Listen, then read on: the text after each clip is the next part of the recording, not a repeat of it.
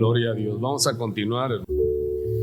Qué hermoso es hacer para lo que fuimos hechos, creados. Así que fuimos creados para la alabanza de la gloria de su nombre, ¿verdad? Y cuando encontramos el propósito de nuestras vidas, esa es la realización. No nos falta nada, estamos completos en Dios.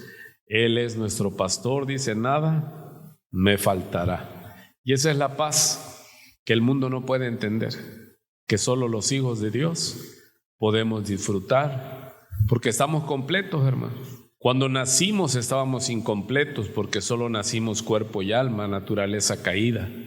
Pero dice 2 Corintios 5:17, que Él nos dio vida nueva.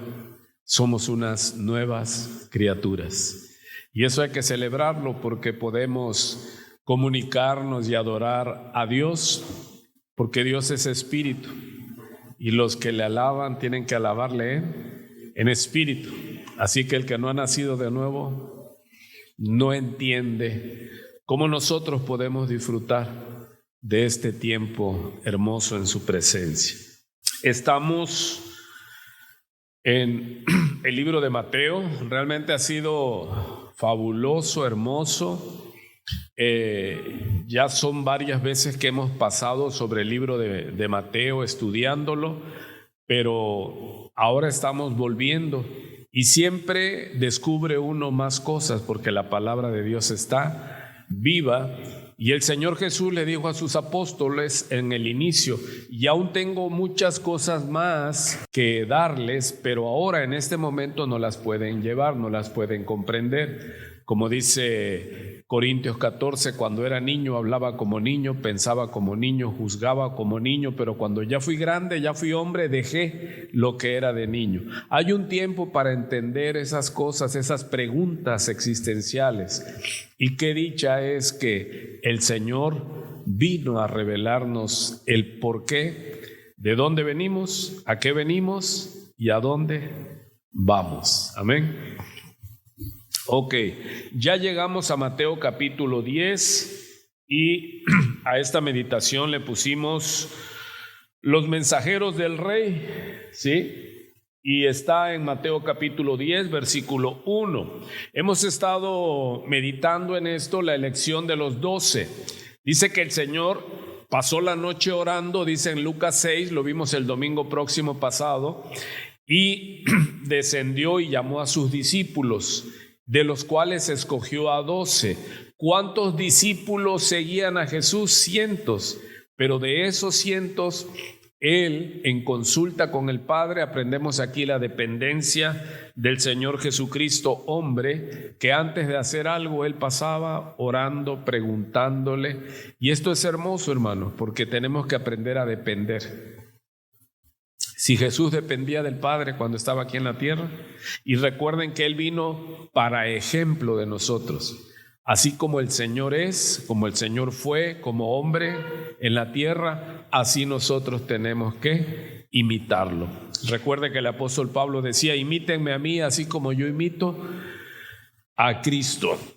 Muy bien, entonces de todos los discípulos, Él elige a 12, y esos son los llamados.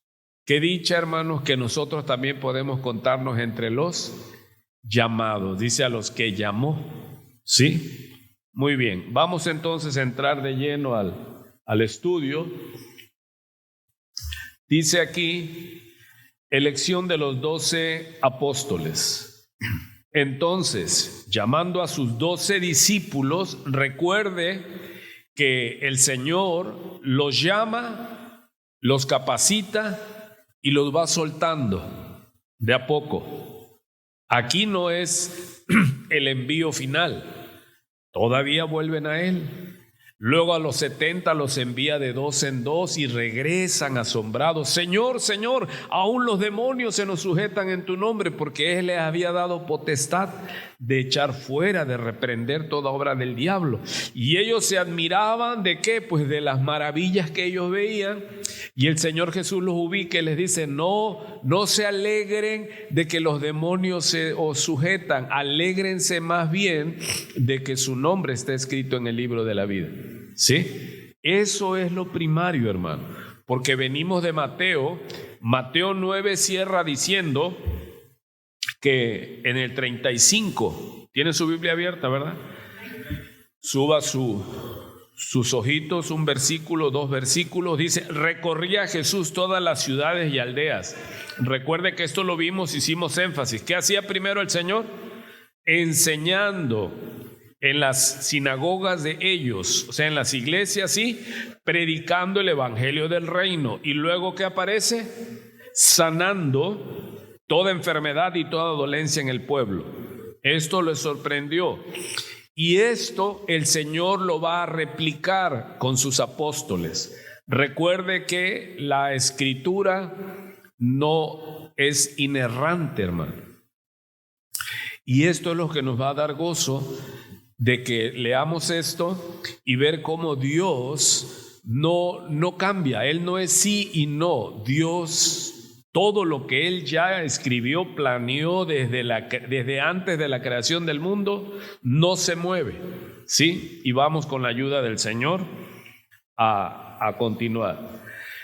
Dice pues: llamó a sus 12 discípulos, les dio autoridad sobre los espíritus inmundos para que los echasen fuera y para sanar toda enfermedad y toda dolencia. Cuando dicen, wow, imagínense que Él los envió, pero la misma autoridad que detentaba a Jesús para reprender demonios, echar fuera demonios, resucitar muertos y todo lo que Él venía haciendo, Él les dio esa autoridad a sus 12 apóstoles. ¿Se imaginan el poder que ellos estaban manifestando? Dice: los nombres de los 12 apóstoles son estos. Primero, Simón, llamado Pedro, y Andrés su hermano, Jacobo hijo de Zebedeo y Juan su hermano. Los 2 primeros son 2 pares de hermanos: Felipe, Bartolomé, Tomás, Mateo el publicano, el que está escribiendo Mateo, Jacobo hijo de Alfeo, Lebeo por sobrenombre Tadeo, Simón el cananista, y a lo último, en todas las listas aparece primero Simón Pedro y a lo último Judas Iscariote, el que también le entregó. Qué marca, ¿no? Qué estigma. Judas es un nombre bonito, lo que significa, pero alguien le ¿pondría después de esto a su hijo Judas? No es muy común. ¿Por qué? Porque Judas quedó estigmatizado como el que entregó a Jesús, como el traidor. O sea, eso es una carga terrible, me imagino su familia, pero bueno. ¿Qué es lo que nos asombra de esto, hermano? Que Jesús llega y había gente capacitada, sin duda. Estaba los fariseos, el Sanedrín, los ancianos, los que conocían la ley, los que ya ministraban, la iglesia que estaba. Pero Él llegó y limpió su templo. Y Él llamó ¿a quién? ¿A quiénes escogió Él? ¿A quiénes escogió el Señor? Dice la Escritura: para asombro de todos, a lo vil, a lo necio, a lo despreciable, a lo débil. A esos escogió. Porque si usted se da cuenta de los 12 apóstoles, ninguno era capacitado, no habían ido a la universidad, pero ellos convulsionaron el mundo conocido en su tiempo. Porque cuando los vieron cómo hablaban, dicen Hechos, vamos a ver más adelante, dice la pasión con la que hablaban, Simón, Juan, dice los fariseos se asombraron de que unos del vulgo, unos pescadores, hablaran con tal sabiduría.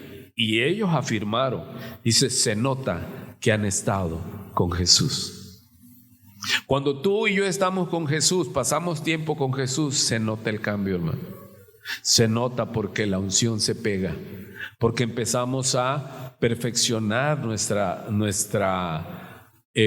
concepción del mundo, la concepción de los seres humanos. Vemos que le pasa algo a alguien que quizás lo merezca, pero nosotros también lo merecíamos. Y yo digo, oh, pobre, que Dios tenga misericordia de él o de ella. Ya no es como antes, que decía, está bien, es lo que merece, muy bien que le pasó. No, hermano. ¿Por qué? Porque hemos leído y pasado tiempo con él y dice que debemos bendecir y no maldecir. Porque ese es el punto.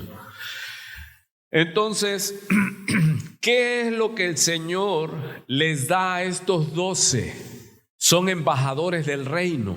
Recuerde que en la Biblia habla de el reino. Arrepentidos porque el reino de los cielos se ha acercado. Pero ¿cuál fue la tragedia? Que vino el rey. Es lo que hemos estado estudiando en Mateo. El rey rechazado. A los suyos dice, y esta es la condenación, dice Juan.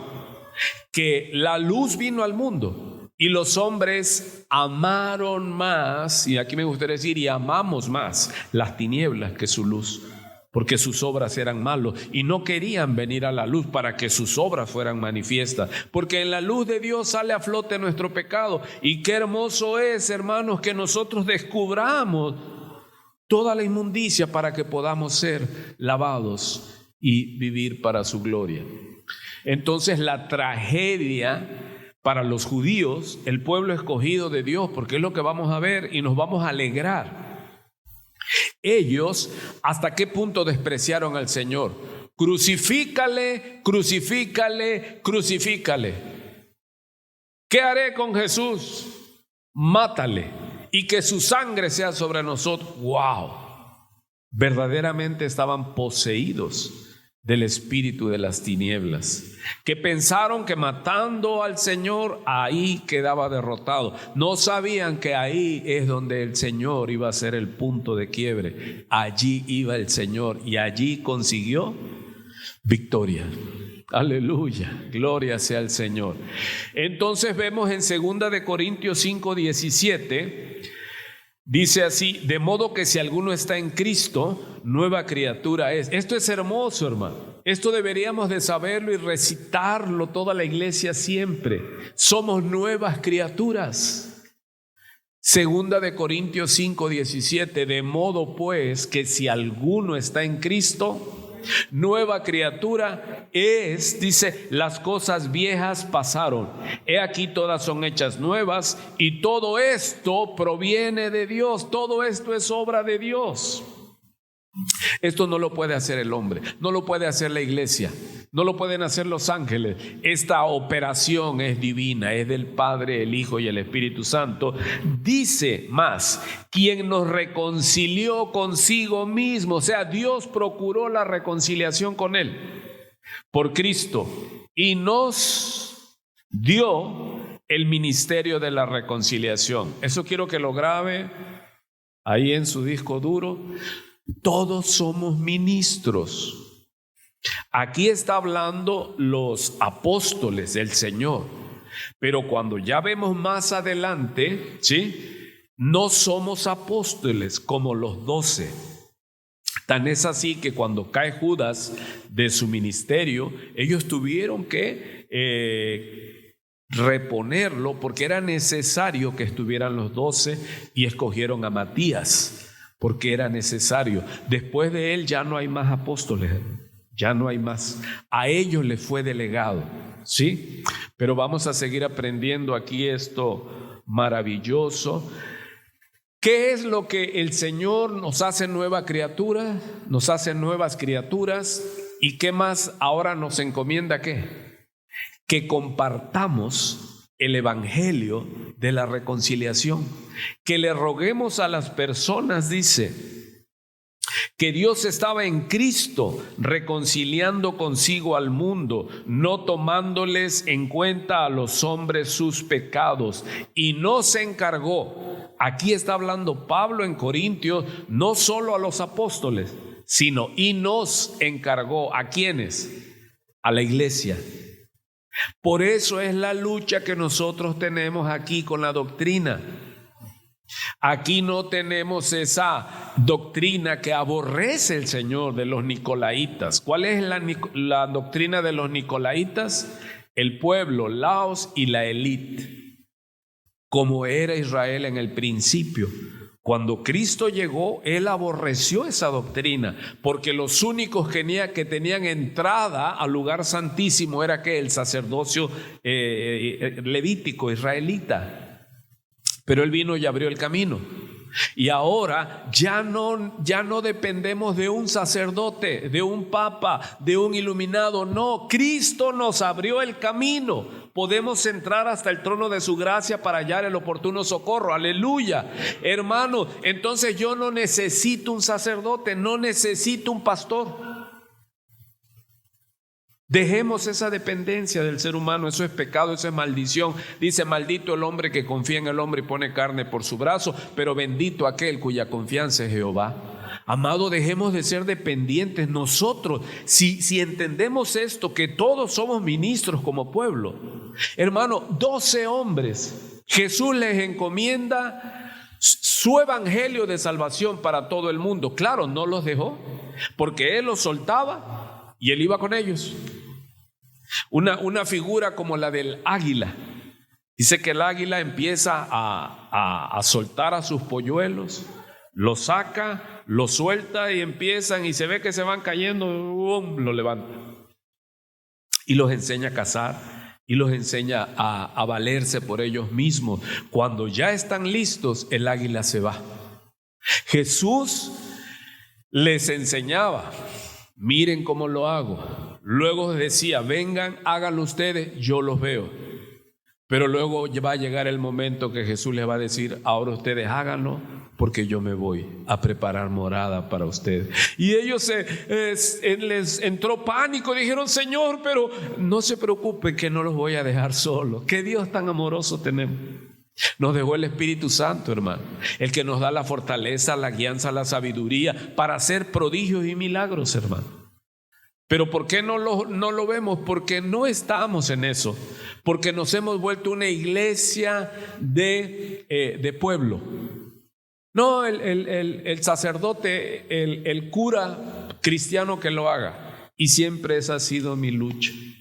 Siempre ha sido mi lucha, y ustedes son testigos. Y por eso somos criticados y mal vistos. Es que el pastor, hermano, maldito el hombre cuya confianza está en el hombre. ¿Qué te impide a ti orar por alguien? Y si él dice: no, es que yo quiero que ore el pastor por mí, dile: no, eso es maldición.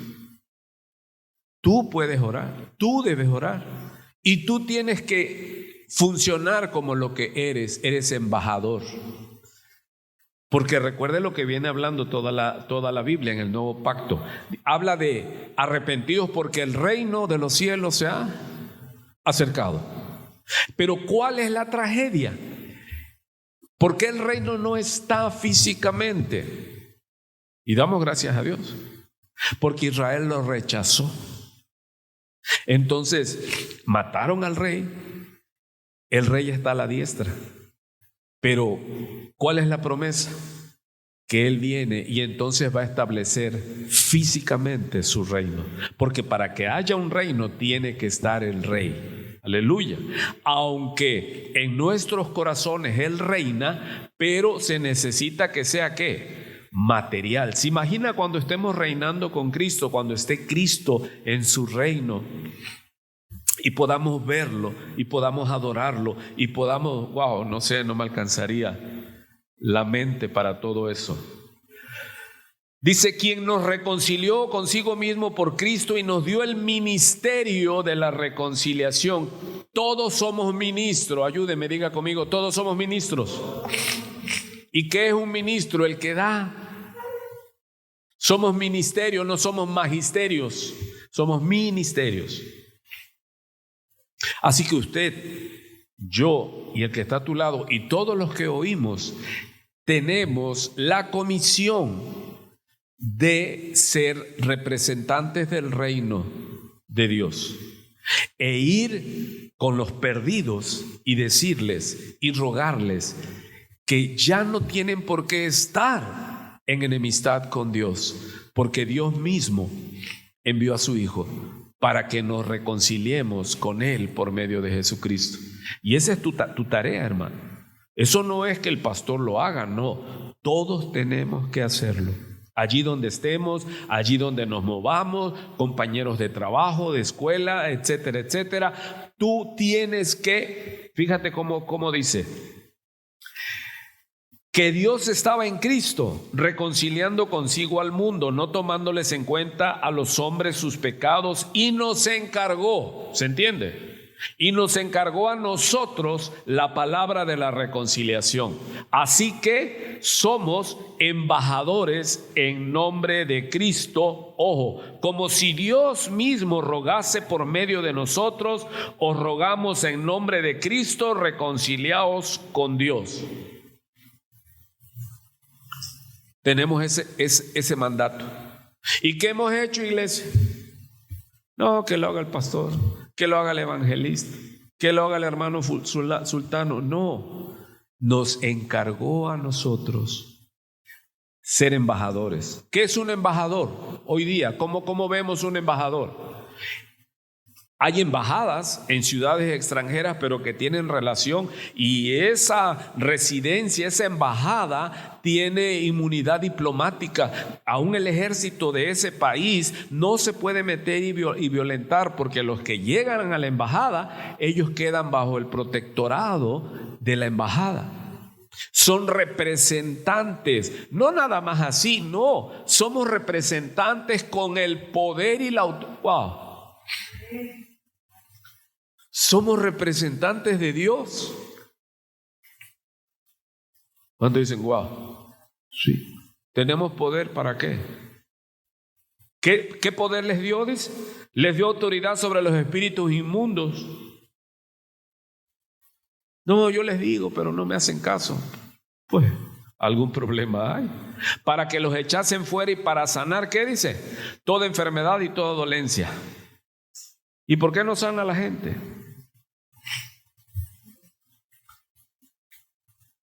Dice más. En el verso 5 ahora, Jesús envía a los 12 apóstoles. ¿Cómo les llama primero? A sus discípulos. Y ahora aquí dice a sus 12, a estos 12 envió Jesús y le dio instrucciones. Amados, esta doctrina, estas instrucciones es para todo aquel que es hijo de Dios por la fe en Cristo Jesús. Estas instrucciones primariamente son para los padres de la iglesia, los 12.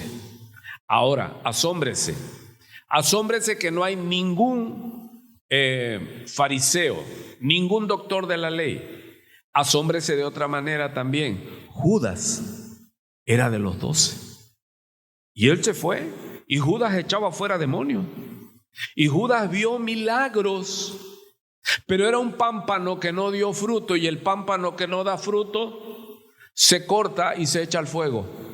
Oye, entonces la salvación se puede perder. No, tú puedes estar en la iglesia y ser echado al fuego. Que tenga oídos para oír.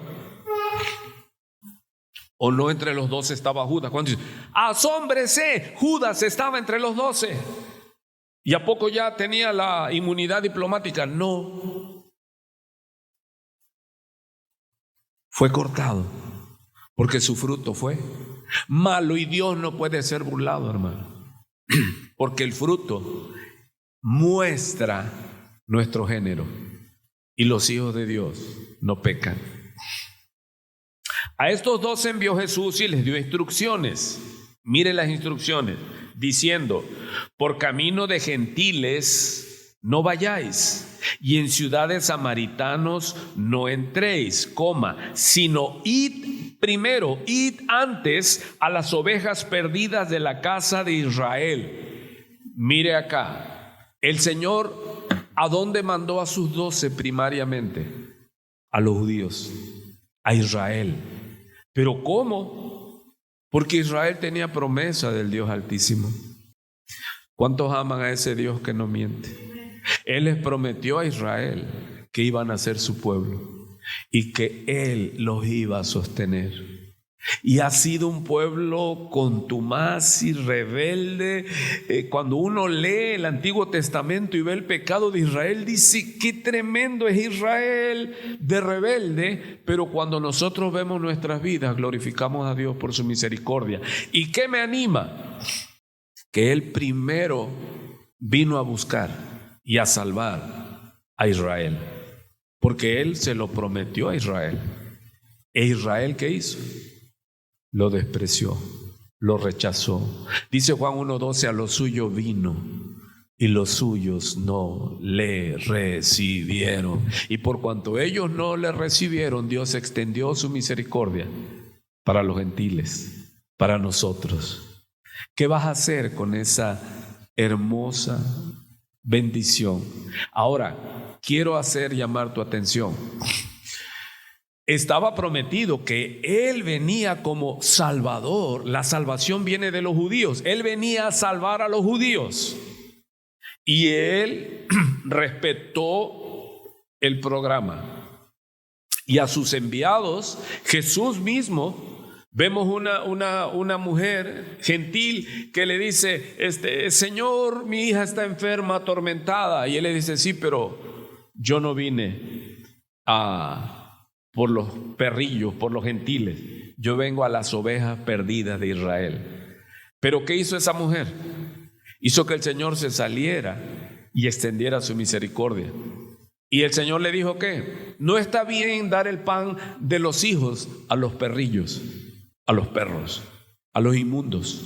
Y la mujer, ¿qué dijo? Sí, Señor, pero aún los perrillos comen de las migajas de las mesas de sus amos. Y el Señor le dijo: por cuanto has declarado esta, grande es tu fe, ve, tu hija es sanada. O sea, estaba en el plan salvar a los gentiles, a los griegos y judíos, sí. El Dios de la gloria le dijo a Abraham: en ti serán benditas todas las familias en tu simiente, todas las familias de la tierra. Pero ¿con quién era el trato? ¿Con quién era la promesa? Con Israel, un pueblo perdido en el desierto, un pueblo cargado de pecado, un pueblo cargado de maldad. Pero eso está allí para nuestro ejemplo. Pablo dice en Romanos 3: ¿acaso somos mejores que ellos? No. ¿Nosotros somos mejores que los judíos, hermano? No. Pero ¿para qué está Dios y la figura de Israel? Es para que conozcamos a Israel, para que conozcamos al Dios de misericordia, al Dios de promesa, al Dios que no miente, al Dios que no se arrepiente. Y Él le dijo a Israel: y yo seré tu Dios y tú serás mi pueblo. Y cuántos se alegran que cuando viene el día que Cristo está, el día de la salvación, ¿qué le dice el Señor a sus 12? Primero a Israel les dice: no vayan por camino de gentiles, no vayáis y en ciudades samaritanos no entréis. ¿Quiénes son los samaritanos? O sea, eran proscritos porque eran una mezcla de judíos y bárbaros. Se casaron con mujeres extranjeras y ahí en Samaria nació este pueblo, esta raza, y los judíos bordeaban Samaria para no pasar por allí, porque el judío era muy celoso y decía que se contaminaban si ellos pasaban por allí. Entonces el Señor Jesús pareciera que está haciendo acepción de personas, ¿o no? Porque está diciéndole que a los gentiles no les prediquen, a los samaritanos no les prediquen, sino id antes a las ovejas perdidas de la casa de Israel. Y yendo, observe aquí que lo resaltamos. ¿Qué hacía el Señor Jesús cuando vimos en Mateo 9:35? ¿Qué hacía el Señor Jesús? Enseñaba y predicaba. ¿Qué hacían sus discípulos? ¿Qué hacían primero? ¿Qué les dijo? Y yendo, muestren todo el poder que les he dado. Porque hoy las iglesias, no es que la unción, el poder, hay sanidad, ven a un culto de sanación, de poder, mira de fuera demonios. Hermano, eso no es prioritario. Muchos me dirán en aquel día: Señor, Señor, en tu nombre echamos fuera demonios. Ellos dicen: apartados de mí, nunca los conocí, hacedores de maldad. Esto nos refuerza, hermano. El evangelio, lo que salva es la palabra. Las manifestaciones vendrán después, hermano. Pero nosotros no andamos buscando como los judíos que quieren señales y los griegos sabiduría. No, pero nosotros predicamos a Cristo, ya esté crucificado. Cristo, poder de Dios. Porque no me avergüenzo del evangelio, Romanos 1:16, porque es poder de Dios para salvación. Primeramente, ¿a quién dice? Al judío y después al griego, o sea, al gentil. Y dice uno: ¿pero por qué a los judíos? Porque cuando usted lee, Dios escogió a los judíos para en ellos mostrarnos su amor, su ternura, su fidelidad. Y eso nos debe dar ¿qué? Confianza, que Dios es fiel. Póngame algún ejemplo. ¿Te casarías con una mujer que ha sido infiel 3, 4, 5 veces y ya en la séptima te dijera: pero a ti te voy a ser fiel? ¿Qué diría? Un caso hipotético. Diría. O alguien que ya defraudó 1, 2, 3, 4 y dijera: no, pero préstame, ahora sí te voy a pagar. Sé que son ejemplos un tanto burdos, pero quiero que vea esto hermoso. Él cuando va a fundar su iglesia, Él no se olvida de su pueblo.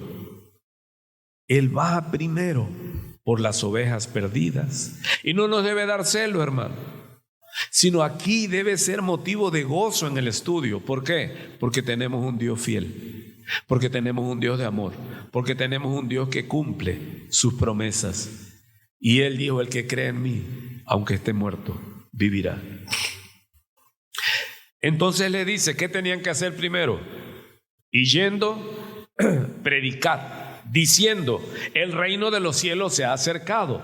¿Cuál fue el pecado de Israel? Que vino el rey y ellos rechazaron al rey. Recuerde que hemos estado con ese título porque Mateo habla del rey, pero el rey que vino, el rey rechazado, el rey abandonado. Y si alguien habla de la parusia, del regreso del rey, es Mateo. El rey vuelve. Pero ¿qué va a pasar cuando el rey venga? ¿Hallará fe? ¿O cómo ve usted la humanidad como está? La maldad va en aumento. La gente solo busca lo suyo propio. Hoy día, donde pasaba yo, oía yo algún comentario o algo. No, que en la pirámide tal, regálame al tipo, que tiene que ser el pie izquierdo, que esperar porque es el equinoccio de primavera para las cargas de los chakras y no sé qué. Yo digo, y a eso le dan promoción. Semejante brujería, hechicería. Y no dudo que algún famoso ande por ahí de la iglesia de Cristo. Pero bueno, primero es predicar. Juan el Bautista, que dijo: arrepentidos porque el reino de los cielos se ha acercado.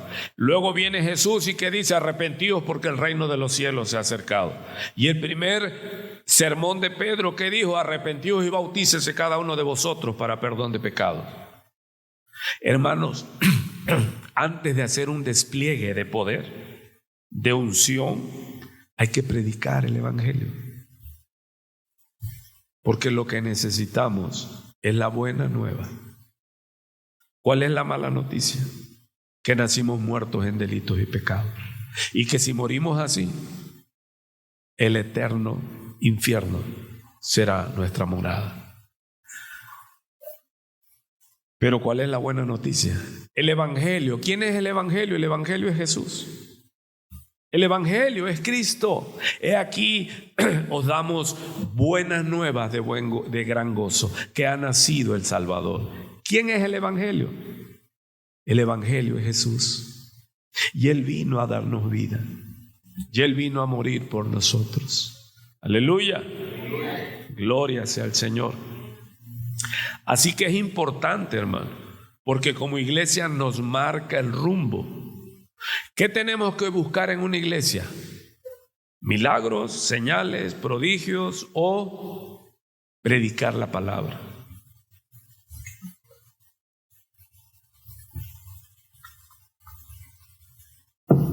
Predicar la palabra, hermano. No vayamos primero por los milagros. No vayamos primero por las señales. Es que la unción, y está tan cacareado eso de la unción, y que echan fuera demonios. Eso es real, sí, pero eso no es primario. Lo primario es predicar el reino de los cielos. Predicar que los judíos rechazaron al rey. Por eso es que ahora estaba profetizado todo eso.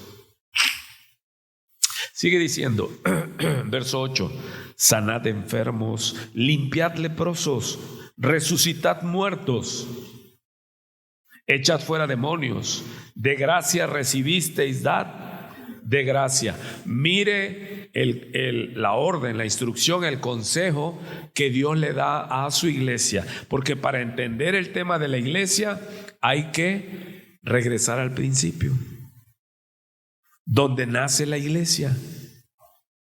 ¿Cuál es la instrucción de la iglesia? Predicad el evangelio. Primero es eso. Ahora, la iglesia se ha torcido y se ha hecho cueva de ladrones. Porque aquí, ¿qué dice el Señor a su iglesia? A los apóstoles, al fundamento, que den de gracia lo que de gracia recibieron.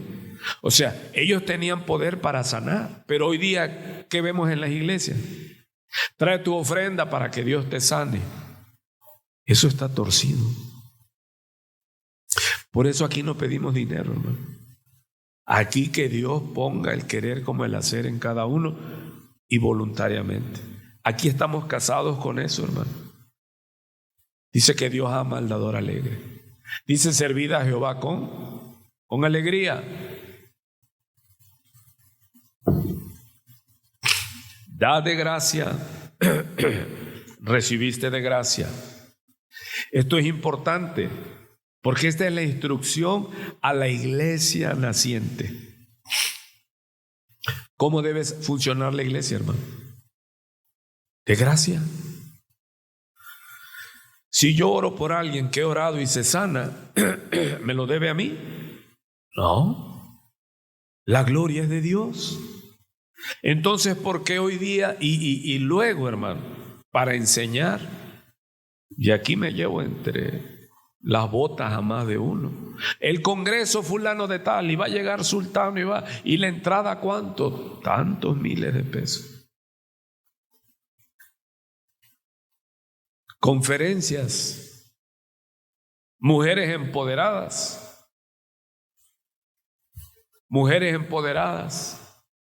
la unción de no sé quién, la unción de no sé cuál. Costo, no, porque ya no te ponen costo, recuperación o algo así se pone. Porque el tema de Hacienda no le puedes poner tanto, pero sí ya soterradamente se dice de a cuánto. ¿Y eso cómo? Y entra el argumento, pero es que se gasta esto y el otro. Pero el Señor dice que demos de gracia lo que de gracia recibimos. Y no atesorar, dice el Señor, no os proveáis de oro, ni plata, ni cobre en vuestros cintos. ¿Qué quiere decir eso? Que no anduvieran haciendo con el poder que Él les dio. No es para hacer negocio. Claro, usted no es apóstol, pero hay apóstoles que tienen aviones, porque ellos dicen que ellos resucitan muertos, que ellos tienen poder para esto y para aquello. Ellos están cobrando lo que Dios dio de gracia. Aquí no cobramos, hermano. Pero Dios es Jehová Jireh. Lo hemos visto, vamos para 20 años, hermano. Y Él es el proveedor. Jehová proveerá. Esa palabra quiere decir la provisión. Él ve de antemano las necesidades. Él ya sabe lo que vas a necesitar y Él lo va a suplir. ¿No se alegra? Y la iglesia debe aprender así. Pero entonces, ¿cómo se va a sostener la iglesia? Cada uno de como propuso en su corazón. No con tristeza, no por necesidad, porque Dios ama al dador. Pero si te obligamos y te decimos, maldito eres porque no ofrendas, porque no das, pues ya es por obra y no es por gracia. ¿O no está claro la doctrina del Señor? Él les dice que no cobren. ¿Cómo la ve? Si esos grandes hombres aplicaran esto, ¿y sabe qué? No les faltaría nada, hermano. Porque están dando ¿qué? No le puedes poner precio a lo que no es tuyo. Yo voy a cobrar por predicar. No, este es mi trabajo, soy siervo. Entonces, ¿por qué levantamos ofrendas? Porque este es mi trabajo. Y abajo, ¿qué dice? Dice, no para salir, para ir a predicar, a hacer la comisión, dice, no lleven oro, no lleven plata, no lleven cobre en vuestras alforjas para el camino, ni de 2 túnicas, ni de calzado, ni de bordón, porque el obrero es digno ¿de qué? De su alimento. Se trae de ofrenda y haya ¿qué? Alimento en mi casa. O sea, nosotros trabajamos y de aquí comemos. Dice Pablo en 1 Corintios 9, como escribió Moisés, no pondrás bozal al buey que trilla. ¿Y qué más dice Pablo? Y esto no lo dice Moisés por los bueyes, sino por nosotros escribe. Ahora, aquí tenemos que ver, no todos somos llamados al ministerio pastoral. Todos somos ministros de reconciliación y Dios va llamando, pero al que Dios llama y te dice, como Elías le dijo a Eliseo, sígueme. ¿Y qué hizo Eliseo con su fuente de trabajo? ¿Qué hizo con la yunta?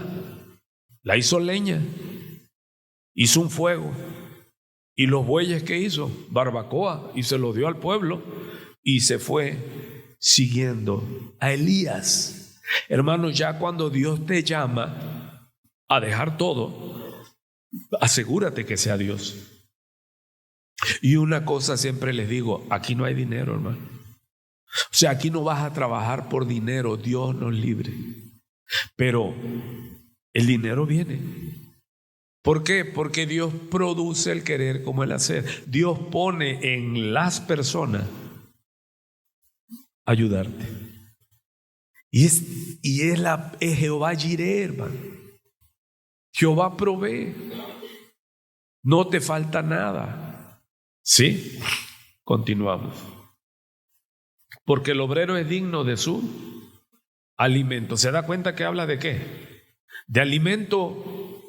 ¿Sí? Si un día por allí trae 1 kilo de arrachera, bienvenido, hermano. Sonría, Cristo le ama. ¿Qué es lo que estamos ponderando? Que por encima de los prodigios, el mayor poder es la predicación de la palabra. Y en esto estamos casados, y ustedes que están en esta visión, ya vamos entendiendo. No venimos aquí a fuera demonios, a ver, me está diciendo el Espíritu que a alguien le falta un riñón ahora, riñón nuevo. No. ¿Puede pasar? Sí, pero es show. ¿Qué es lo que transforma el alma? La exposición de la palabra. Predica el evangelio. La iglesia tiene que volver a predicar el evangelio. No hacer cosas. Vamos a hacer esto para recaudar. ¿Recaudar qué, hermano? Si la iglesia se tiene que sostener con sus miembros. No tenemos que andar haciendo ni vendiendo palomitas, ni refrescos, ni haciendo función de cine. No, tenemos que predicar el evangelio. Aleluya. Mire cómo lo dice el apóstol Pablo en 1 Corintios 1:18. Porque la palabra de la cruz es locura a los que se pierden, pero a los que se salvan, esto es a nosotros, es poder de Dios. ¿Qué es el poder de Dios? ¿Echar fuera demonios? ¿Sanar gente? No, el poder de Dios es la palabra de la cruz, no cualquier palabra. Toda la Biblia nos lleva a que Cristo murió por nosotros. Cuando usted le predique a alguien, no le predique la solución de tus problemas, tu marido va a cambiar. No, eso es mentira. Usted predíquele a la persona, tu condición es grave. Si mueres sin Cristo, vivirás en el infierno eternamente, con dolor. ¿Cuál es la palabra de poder? La cruz. Y para los que la rechazan, es locura. Pero a los que se salvan, esto es a nosotros, es poder de Dios. ¿Qué manifiesta usted, hermano, con su vida cambiada? Si alguien te dice, en tu iglesia hay poder, dile, siéntate, te voy a platicar. Yo era esto, pero me predicaron la palabra de la cruz. ¿Y ahora qué? Ahora soy esto y esto y esto.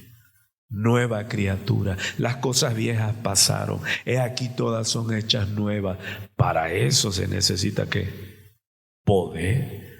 Parar a alguien de cabeza. Echar fuera un demonio. Los mismos hechiceros lo hacen, hermano. Pero salvación ya es dedo de Dios. Ya es la mano de Dios. Cuando alguien es transformado, ya ahí es poder de Dios. Y para los que se pierden, los que la rechazan, dicen, no, es que esos están locos, eso es locura. Pero para los que se salvan, esto es a nosotros, es que poder de Dios. Pues está escrito, dice, destruiré la sabiduría de los sabios y desecharé el entendimiento de los entendidos. ¿Dónde está el sabio? ¿Dónde está el escriba? ¿Dónde está el disputador de este siglo?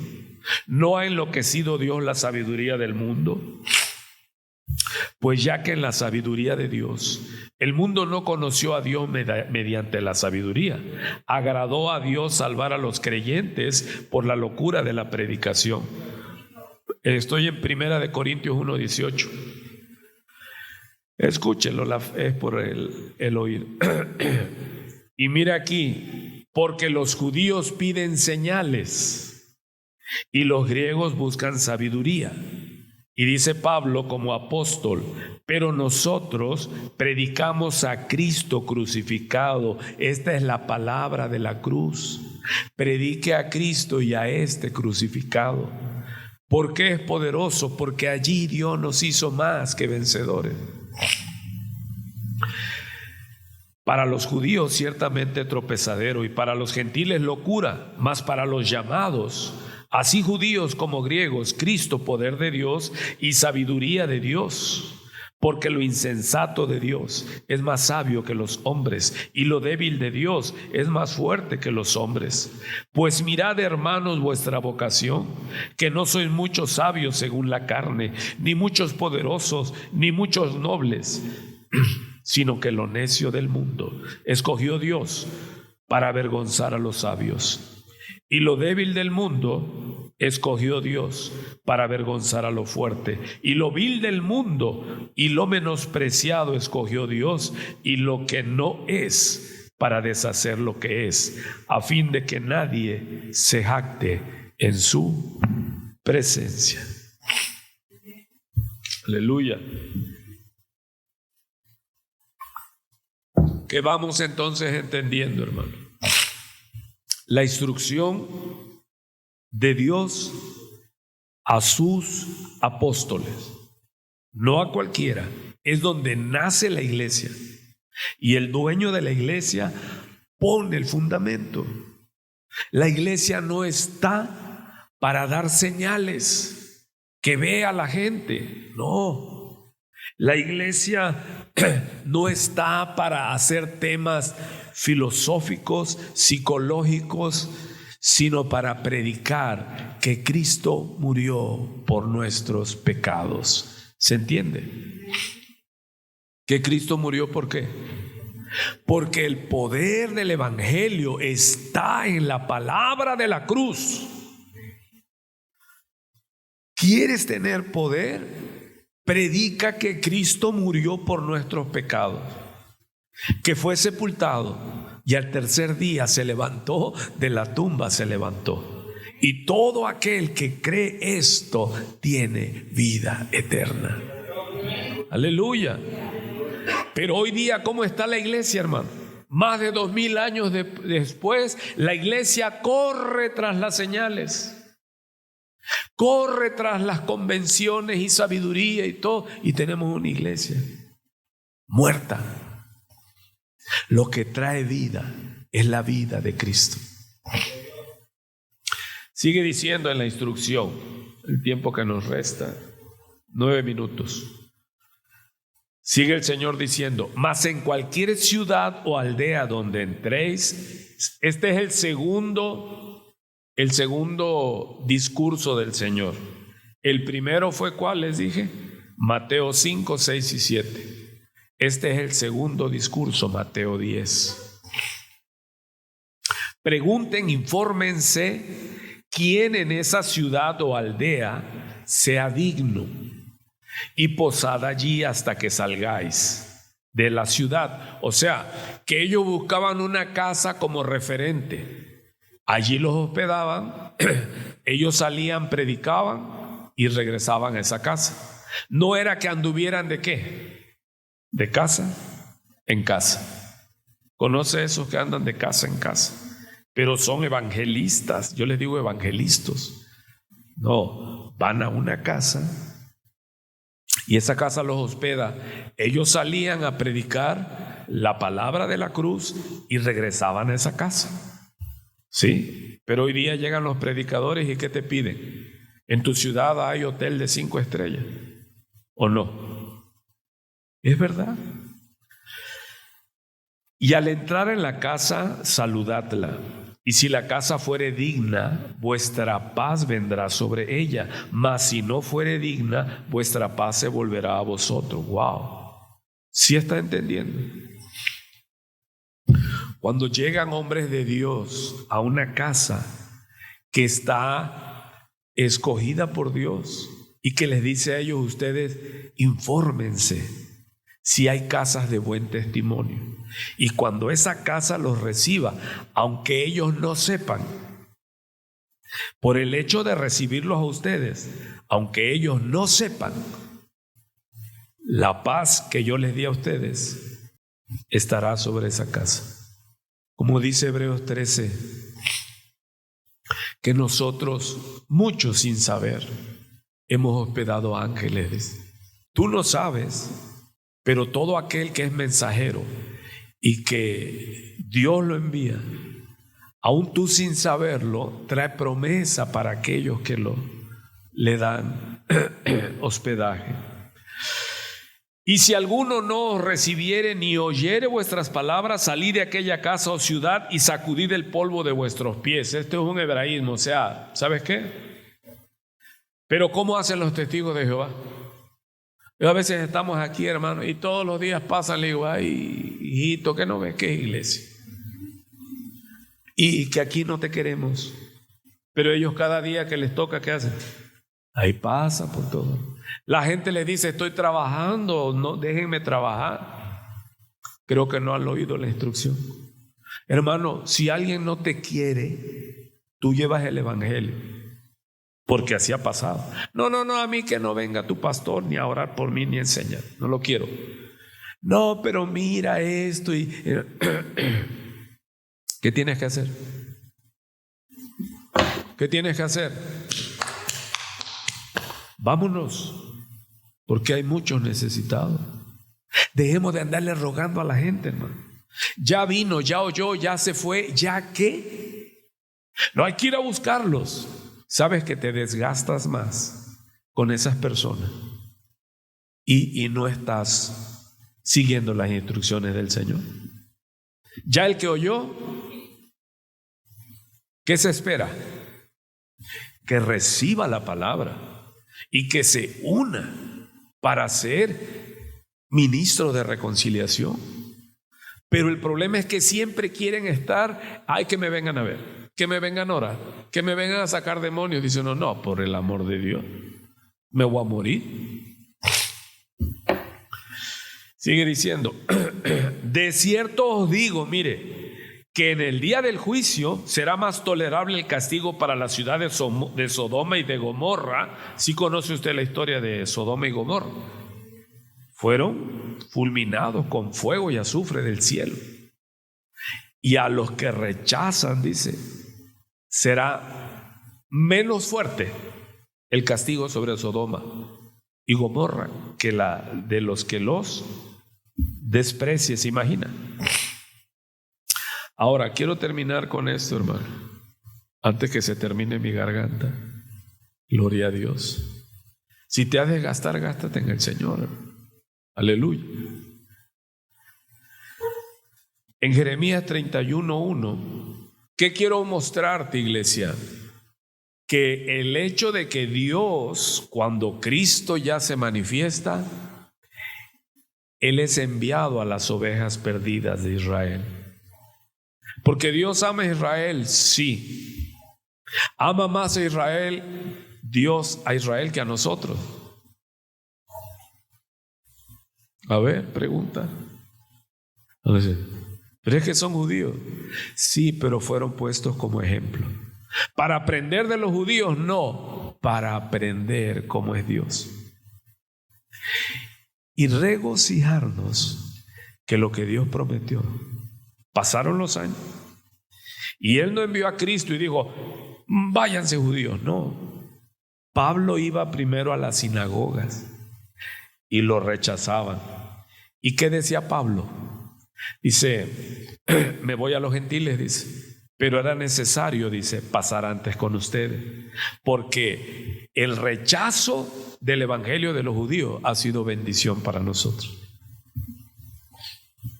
¿Cómo la ve?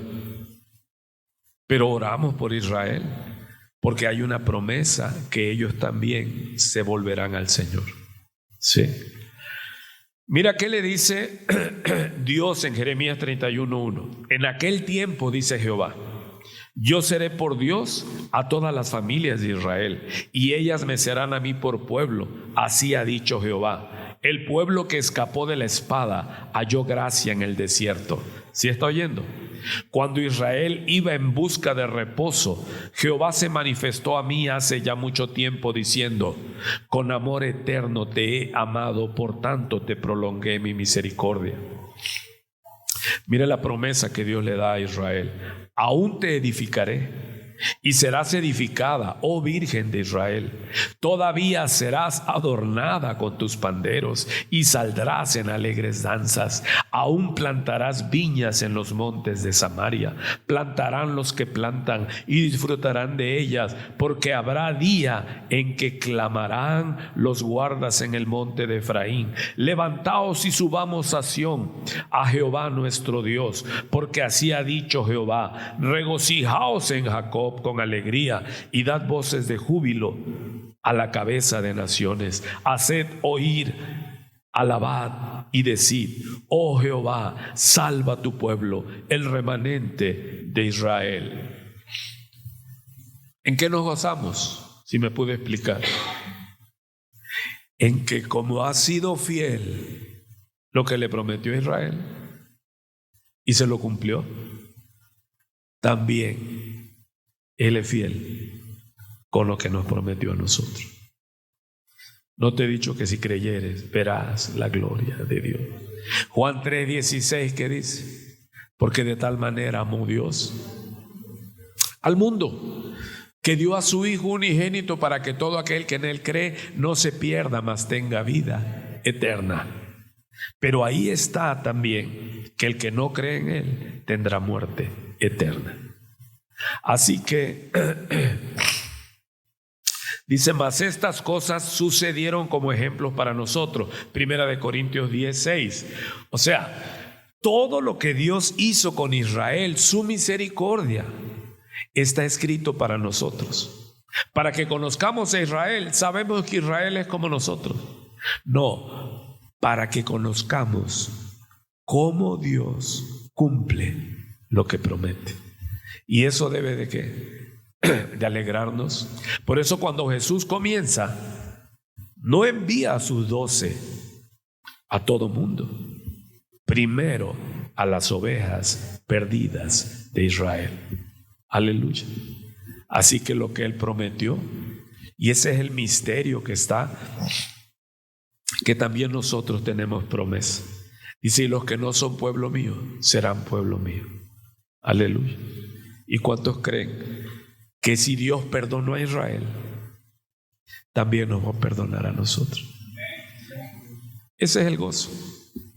Esa es la alegría, hermano, que tenemos un Dios que de promesa, un Dios que cumple su promesa. Vamos a orar y le doy gracias a Dios en todo tiempo, en todo lugar. Padre, gracias, Señor. Bendito, hermoso eres.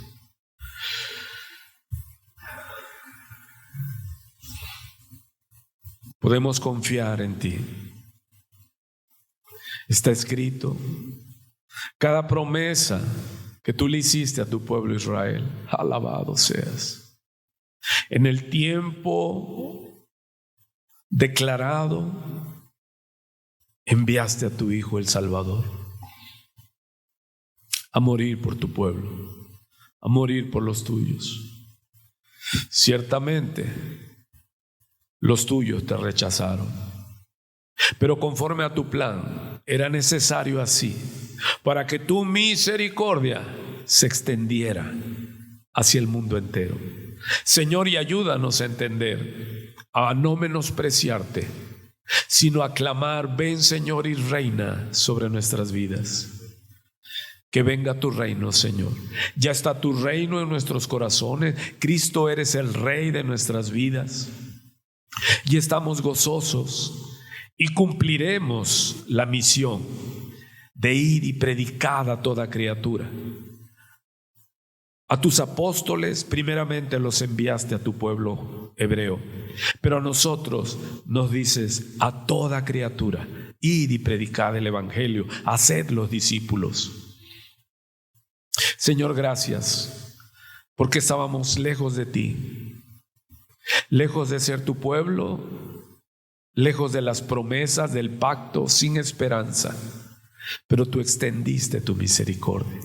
Señor, y nos alegramos tanto que tú no te olvidas de tus pactos y le cumpliste a Israel.